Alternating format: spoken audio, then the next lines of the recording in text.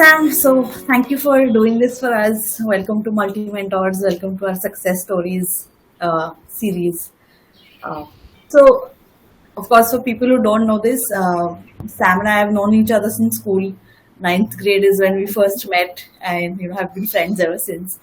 Um, so we did do the journey of school and then college and CA together. But I'll let you speak to that a little bit more, Sam. Tell us about yourself. Tell us what you've done so far. Yes, hello. My name is Samruddhi. Uh, I will get to the CA part, but right now my qualifications, I would say I have done a master's in English literature and I'm currently doing one in French. Great. So, okay. Now, since you mentioned masters in English, right? And now you're doing one in French, and you mentioned that you started out with CA and commerce, right? So, if you could help us understand, just briefly, how did you get into CA, and then what made you? I mean, what was that journey like, basically? Then we can sort of dive deeper into the individual aspects. Yes. Um, so after my 10th standard, I took commerce mostly because my family did not encourage me to take arts. They did not let me pretty much, even though I wanted to. But I was okay with the commerce decision and I went ahead with it. And then I was in NM. Uh, After which CA seemed pretty much like an obvious choice because out of the options available, it seemed to be the best thing for me. So that is why I decided to do it, and everybody around me encouraged me a lot because I was like academically smart and everything. So that is how I ended up doing it. Like I was not sure I wanted to do it, but at the time, because you're young and all of that, you end up doing things, and maybe you do not know exactly what you want. So that is how that happened. I did clear the CPT exam immediately, and then started with the IPCC studies. Soon I had also cleared. In my second attempt, I cleared the first group of IPCC as well, after which I started my articleship. Now, until this time, like everything happened pretty fast for me to wait and think about whether or not I really wanted to do this. It just kept happening one after the other, and when there are people around you who are also doing it with you, you don't really sit and question this every day. But after my second IPCC attempt, when I still hadn't cleared Group 2, and I had to keep studying for it every 6 months, that is when I sort of started questioning my decision as to whether I really wanted to do this. Because I think if you are studying something day in, day out, you need to have a lot of intrinsic motivation to do it. And during this time is when I realized that maybe this was not for me. Uh, and so after my fourth IPCC attempt for the second group, as in total four attempts, but second time for group two, I decided to quit CA also because it was I had just finished my BCom. So at that point, it sort of seemed like, okay, do I still want to invest more years in doing this after I have finished my BCom? And then I decided that no, I don't want to do it, and so I decided to quit after that. I also stopped working at my articleship place where I had worked for a year about. Got it. And could you walk us through your decision to quit? Because I think that's one point that, I mean, a lot of people think about quitting, not quitting, but they're not sure what is right for them. Because, of course, quitting is not right for everybody. Some people actually want to pursue it, while others may not. So, how did you sort of decide which bucket you fell into? Exactly.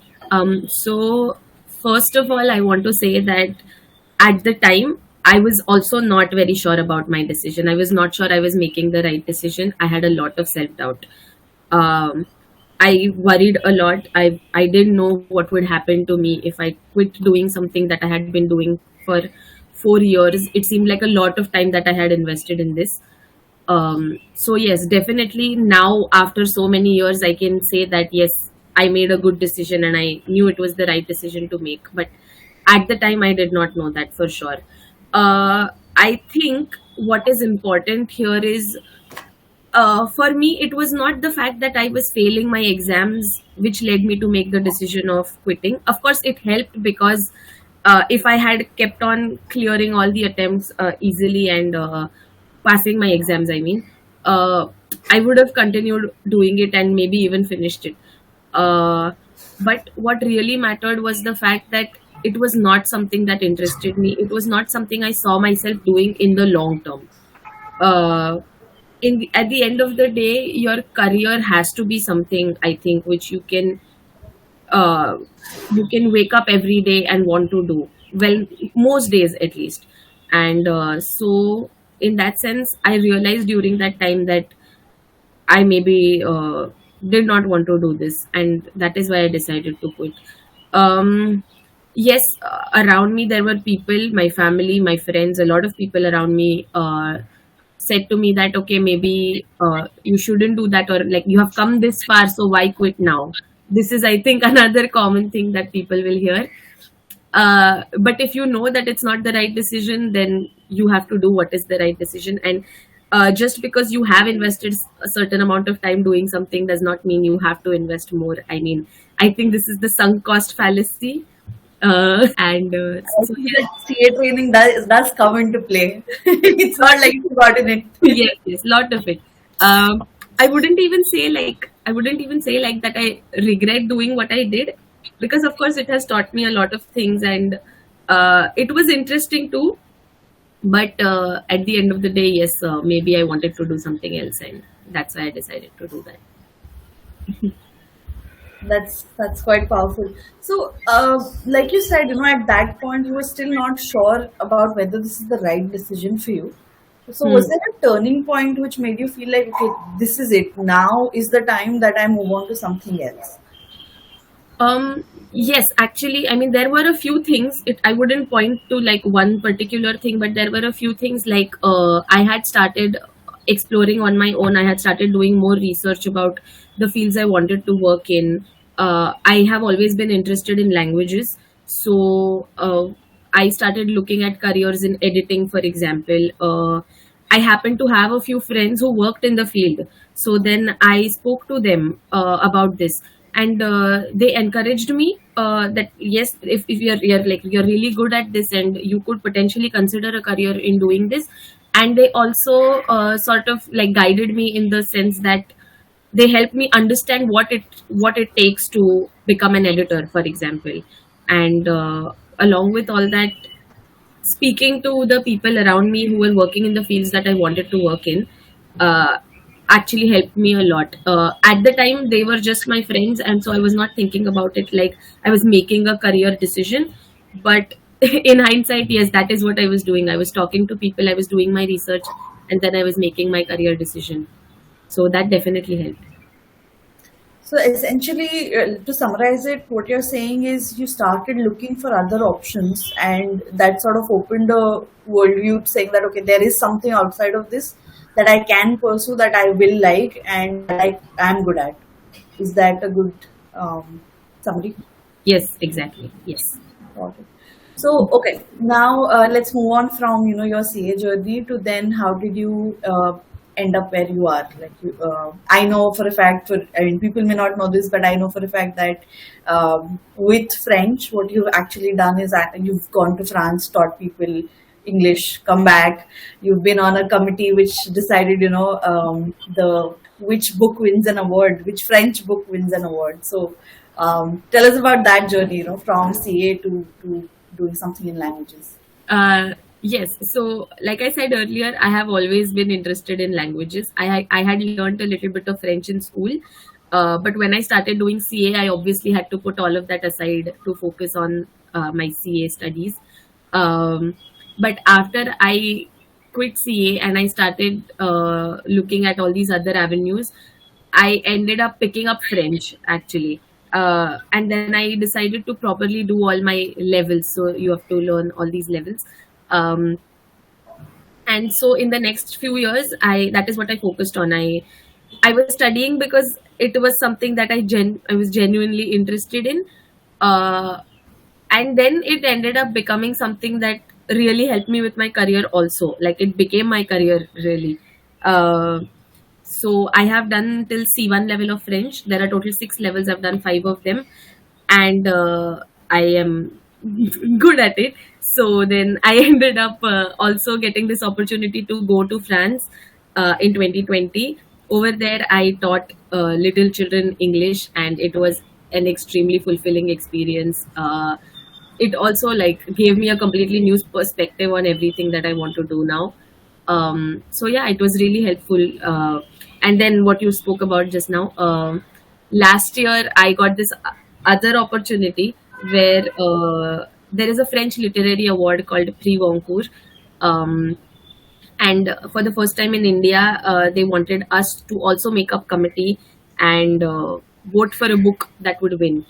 And so I was a part of that committee, and this year we announced the Prix Goncourt of India. uh, so yes, that was again something extremely amazing to have happened, and really I think you're being a little modest when you say you were a part of the committee. I believe you were the president of the committee. well, Um, I was one of the presidents. There were a few of us, so like yeah, I don't want to yes, but yeah. Great. No, the reason I want to highlight these things is because a lot of the times you feel like after CA, or even even if we ignore the CA aspect, just doing something in languages or arts for that matter, there's a typical mindset that you can't really you know achieve quote unquote success. So I think that's why I want to highlight these aspects, which would possibly be the more conventional definitions of success for a lot of people. um, but now on this note, could you maybe help us understand what your view of success was when you were doing your CA course versus how has that changed over the years, if at all? Yes. Um, so, of course, when I was still in college, when I was doing CA, I had pretty much the conventional definition of success where I wanted to pass all the CA exams as soon as possible, get a good job in a good company, maybe Big Four, things like that. And I think that is how I would have defined success at the time, for sure. Um, Over the years, and really it keeps changing, but my definition has changed for sure. Right now, I think, like I said earlier, um, working in something, doing something that interests you, something that you're passionate about, and something where you feel like you can make a contribution because of how much it interests you, would be my definition of success. Yes. And where does, sorry about this question, I think it's a little bit of a curveball, but where does money fit into this? Because a lot of people may not have say the liberty to have money come second. Like a lot of the times, the reason people actually choose CA is to make sure that they have a steady source of income after they clear their exams. So, any thoughts around that? How you've sort of thought about it, or how you've been able to tackle that? Yes. That was one of my worries when I decided to quit CA, because when you become a CA, financial stability is pretty much guaranteed. No matter which field you end up working in after that, or which company, you are definitely going to get paid well. I mean, more or less, that is the definition. Um, so yes, that was one of my worries about going into a field. Languages, literature, all of these things, they don't always necessarily pay very well. And that is true on some level, but I also feel like it depends on a lot of other factors as well. I mean, if you are in a field where you know you are good, you know how to get to the top, uh, you know what exactly you could be doing to have a good career in the field.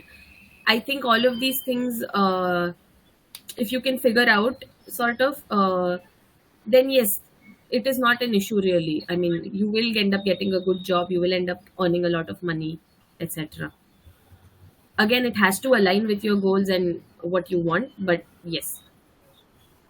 And when you were making this decision to move out, we discussed that you were looking at a few career options outside of CA. Was this something that played into research at that time, or is this something that you figured out over time? You mean about the financial stability? Yes. Yes, okay.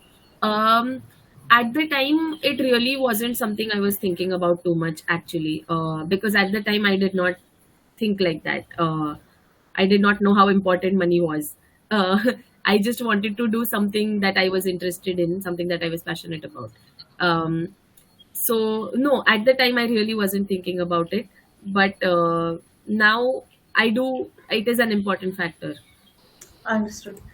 So essentially, what I'm hearing is that you may not have started with the thought process of, I need to make money. You sort of started with what will make me happy and keep me happy, for a long time, given that my career is going to span probably 40 years, if not more.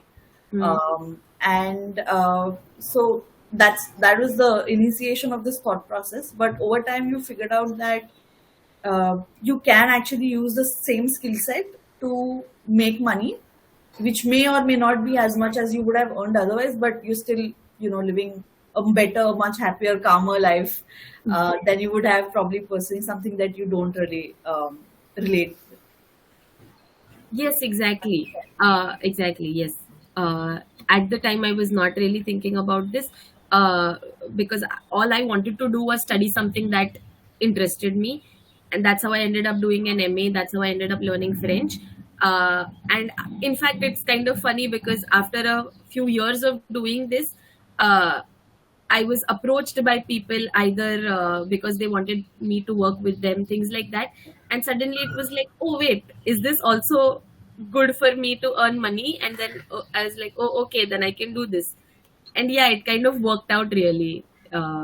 It it wasn't something I was I had really like a plan for, you know. That's interesting. Could you tell us a little bit more about this people approaching you aspect? I think that'll be fun to know. Yes.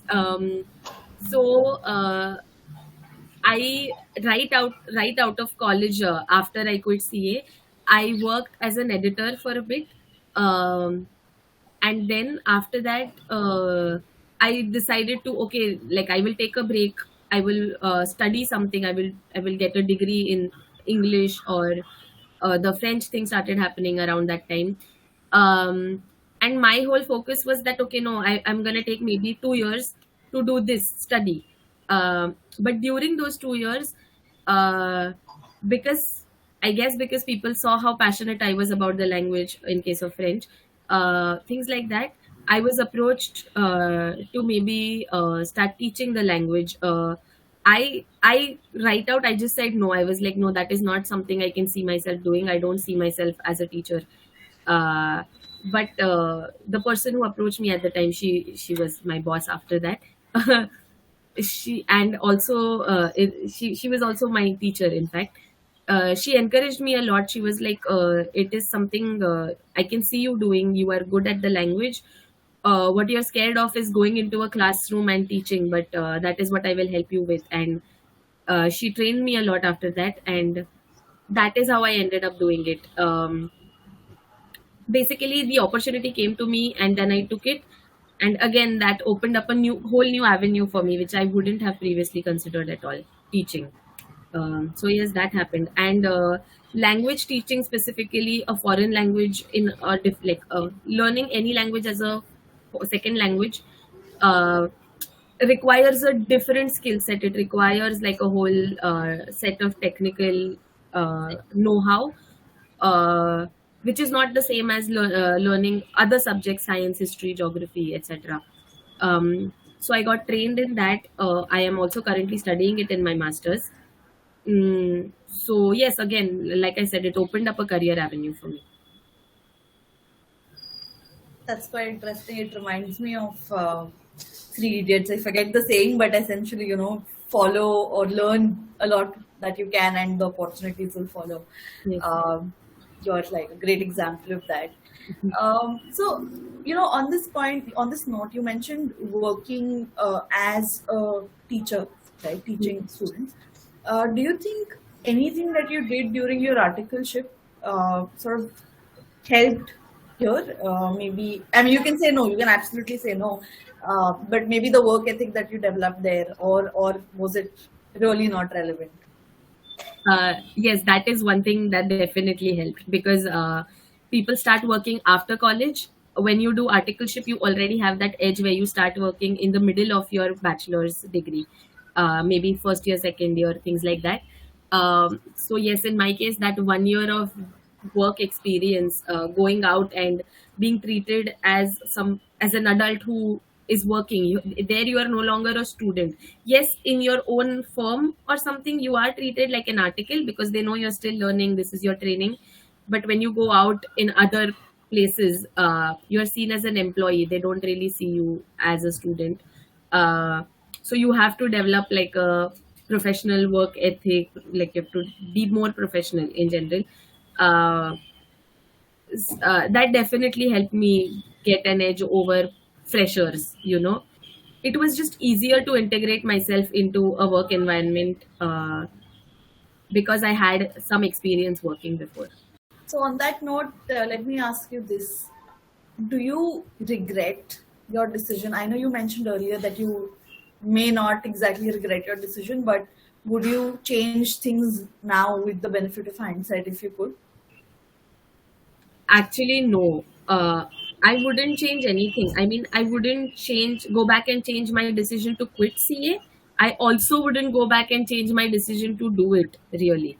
Uh, yes, it may seem like I wasted 3 years, but I don't think I want to look at it like that because whatever I did, I ended up learning things and I ended up acquiring a skill set that other people don't. And usually, like for every person, if they have a unique set of skills, I think that's always useful. That's a very, very positive way to look at it. Thanks for that. Thanks for sharing that perspective.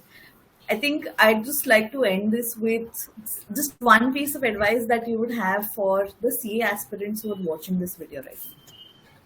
What I would like to tell CA aspirants is that like while you're doing your CA, it may seem like something that is very, very important in your life. And it is at that point of time, it is the most important thing you're doing. It is your number one priority. But if at any point during your journey, and especially if it is something that keeps coming up where you realize that maybe this is not something you see yourself doing in the future, uh, you have the option to reconsider your decisions, and you always have the option to reconsider your decisions.